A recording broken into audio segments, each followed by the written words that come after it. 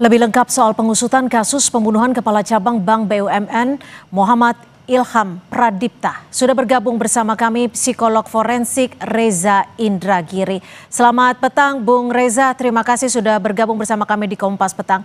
Bung Reza, apakah Anda melihat otak pelaku pembunuhan ini bagian dari 4 pelaku yang saat ini sudah ditangkap? Bahwa pihak kepolisian belum melakukan jumpa pers, belum menyatakan bahwa seluruh pelaku sudah ditangkap, itu mengindikasikan bahwa memang paling tidak ada kemungkinan 3 atau 4 klaster pelaku. Yang saya maksud klaster pertama adalah orang yang tanda petik punya hajatan bagi meninggalnya atau bagi disiksanya korban. Klaster kedua adalah eksekutor, yaitu orang-orang yang berhadapan, yang bersentuhan, yang berkonfrontasi secara langsung dengan target.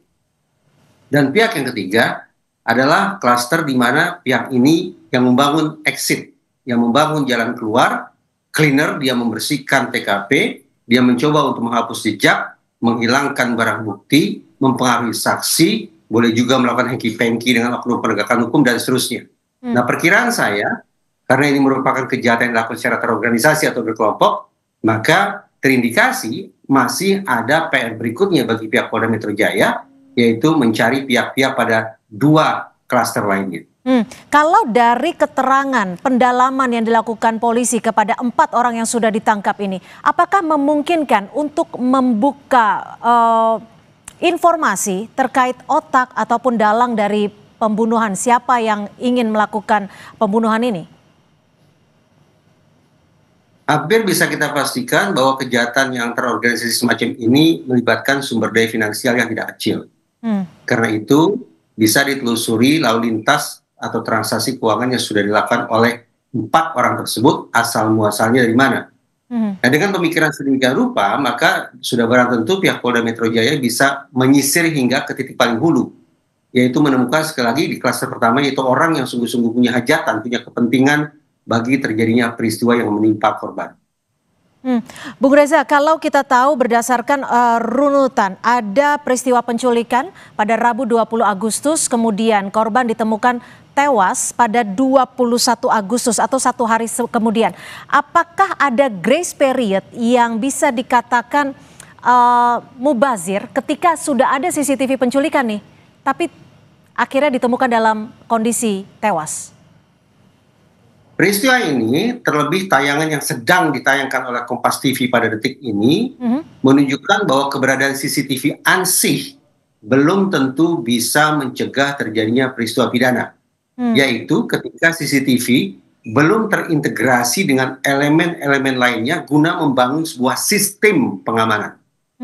Seandainya apa yang tertangkap oleh CCTV itu terintegrasi dengan petugas security yang melakukan pemantauan terhadap rekaman tersebut, maka sudah barang tentu secara real time pada saat itu pula semestinya petugas keamanan di pusat perbelanjaan itu bisa mengambil langkah-langkah guna mencegah mobil agar tidak keluar dari area parkir.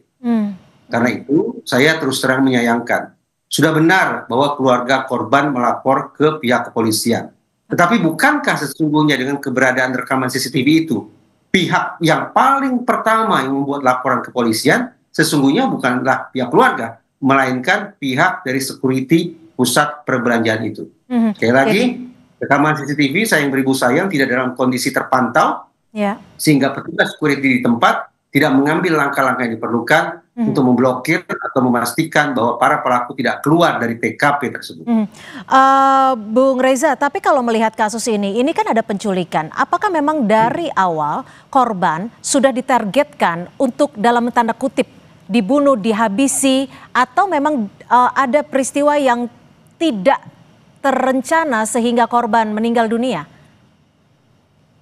Peristiwa ini pada satu sisi mengerikan, namun sekaligus pada sisi yang lain mempertontonkan sebuah perencanaan aksi jahat yang sedemikian buruk. Saya katakan mengerikan sekaligus merupakan cerminan sebuah perencanaan kejahatan yang buruk dikarenakan sekali lagi dilakukan di tempat yang terbuka. Yang hitung-hitungan di situ ada sekian banyak saksi, terekam oleh CCTV, ada petugas security mempersulit para pelaku untuk keluar dari TKP. Tapi Saya tidak tahu apa penyebabnya. Adakah kemungkinan bahwa para pelaku melancarkan aksi itu pertama karena mereka memang tidak sungguh-sungguh merancang aksi itu untuk aksi yang berujung pada kematian korban. Penculikan tidak bisa disanggah. Tapi apakah mereka sungguh-sungguh ingin berujung pada menghabisi korban itu masih merupakan tanda tanya. Itu pertama. Yang kedua, korban berdasarkan pemberitaan yang saya simak ada lakban di bagian mata dan di bagian kaki atau tangan.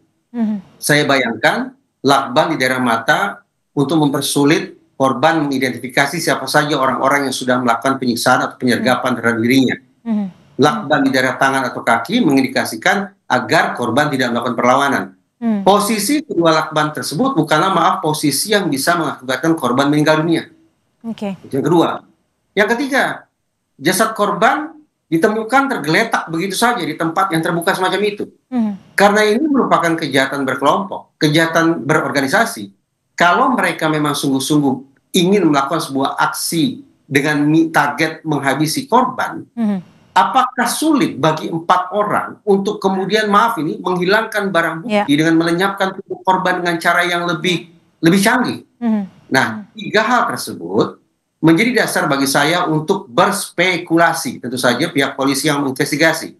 Saya berspekulasi penculikan definitif iya, tetapi apa gerangan yang menyebabkan korban meninggal dunia? Apakah pembunuhan, ataukah pembunuhan berencana, atau justru merupakan akibat dari penganiayaan yang berujung pada meninggalnya korban? Oke, kenapa saya menanyakan itu? Karena kalau dilihat dari rekaman CCTV, ini kan dilakukan di ruang terbuka.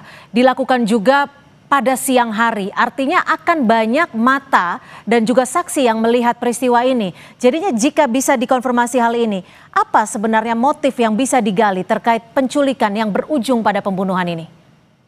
Sekali lagi, untuk kesekian kalinya saya mengatakan di Kompas TV, kalau kita bicara motif kejahatan, kemungkinannya hanya 2. Yaitu motif emosional ataukah motif instrumental. Seandainya kita bersepakat ada 3 atau 4 klaster pelaku, maka sudah barang tentu di klaster kedua, yaitu klaster eksekutor, mereka yang berhadapan, bersentuhan, dan berkonfrontasi langsung dengan pelaku, boleh jadi target mereka, sekaligus motif mereka adalah mendapatkan manfaat secara finansial dari aksi jahat yang mereka lakukan. Tapi kalau kita kemudian pindah ke klaster 1, bahkan mungkin juga bisa dikaitkan ke klaster 3, benarkah motif instrumental? Mungkin iya, tetapi jangan lupa ada motif lain, yaitu motif emosional. Bahwa seseorang melakukan aksi kejahatan, baik dengan tangannya sendiri maupun dengan tangan orang lain, sebagai ekspresi adanya perasaan negatif yang dia rasakan terhadap target. Entah itu amarah, kebencian, dendam, cemburu, putus asa, ataupun perasaan-perasaan negatif lainnya. Namun, satu hal juga yang perlu ditinjau. Kalau sesaat lalu saya katakan, peristiwa kejahatan di tempat terbuka pada waktu sedemikian rupa itu mengerikan, sekaligus mencerminkan perencanaan yang buruk, adakah kemungkinan bahwa para pelaku alias eksekutor sebelum melancarkan aksinya pada waktu tersebut menenggak minuman keras ataupun narkoba jenis tertentu yang membuat mereka tidak cukup punya kemampuan berpikir matang guna memastikan aksi mereka bisa berlangsung secara aman. Bung Reza, apakah ada kemungkinan peristiwa penculikan yang berujung pada pembunuhan dan juga menyebabkan korban tewas ini berkaitan dengan profesinya sebagai kepala cabang Bank BUMN? Karena kalau kita lihat juga mereka yang ditangkap adalah diduga merupakan debt collector. Saya ingin memastikan bahwa saya hingga detik ini belum bersepakat seandainya peristiwa ini langsung kita simpulkan sebagai penculikan sekaligus pembunuhan. Penculikan, ya. Bahwa korban meninggal dunia, itu juga iya. Tapi apakah korban meninggal dunia itu akibat sekali lagi merupakan pembunuhan? Ataukah akibat dari pembunuhan berencana? Atau tanda petik sebatas akibat penganiayaan yang mengakibatkan korban meninggal dunia? Kalau para pelaku alias eksekutor itu diidentifikasi sebagai debt collector, saya tidak membayangkan bahwa target mereka adalah membuat target atau korban meninggal dunia. Mungkin mereka melakukan interogasi yang dilakukan dengan kekerasan, karena kemudian mereka tidak menutup mulut korban. Tetapi sayang, interogasi yang disertai dengan kekerasan itu mengakibatkan korban meninggal dunia. Apakah motifnya? Sekali lagi, bisa jadi motif emosional dan disertai dengan motif instrumental. Oke, kalau bisa berikan satu poin singkat, apa yang harus dilakukan pihak polisi untuk mengungkap siapa dalang dan juga otak di balik penculikan dan pembunuhan ini? Dengan telah tertangkapnya 4 eksekutor, hitung-hitungan saya tidak terlalu sulit bagi pihak kepolisian untuk mencari tahu siapa gerangan pihak yang paling berkepentingan, alias pihak pertama, pihak klaster pertama, yang berkepentingan atas peristiwa ini.